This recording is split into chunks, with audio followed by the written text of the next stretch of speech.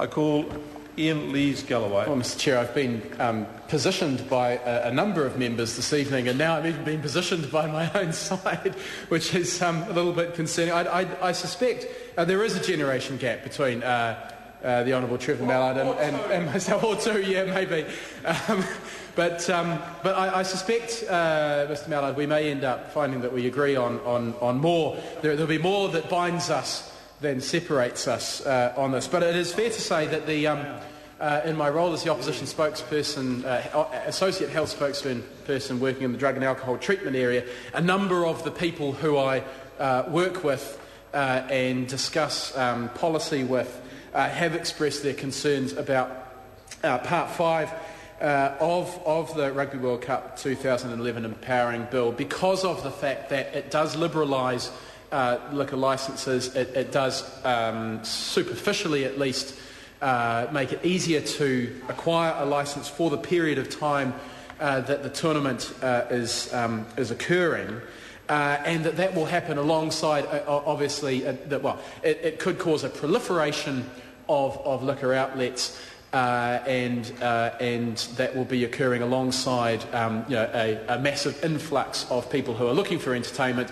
looking to go out and drink, and will be out in the cities that are hosting test matches across the country, and that is a potential cocktail, pun intended, for trouble, and don't look at me like that, for trouble and a lot of work for the police, a lot of work for hospitals, a lot of work for emergency departments, a lot of work for community organisations, as there is a lot of potential for damage and harm and mess in all senses and all definitions of the word mess during the World Cup. So yes, out there in the public, amongst certain sections of the public, there are some concerns about what Part 5 actually sets out to achieve.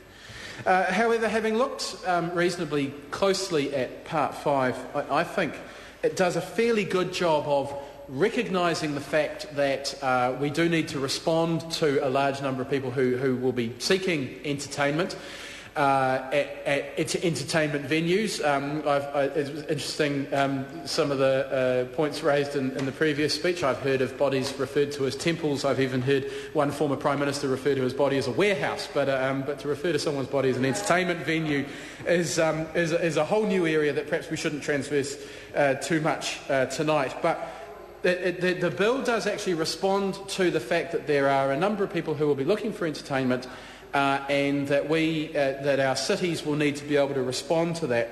And it does so, I think, in a reasonably responsible way. One of the best provisions, I think, in here is that those who have acquired a licence under this piece of legislation and have applied to the Rugby World Cup Authority, rather than people who have a Standard Sale of Liquor Act licence, will be required in law to provide free water. I think that's a significant advance, and perhaps that's leading the way in terms of changes that we might be able to make to our regular legislation, as a very sensible provision within the bill, and I think makes a lot of sense.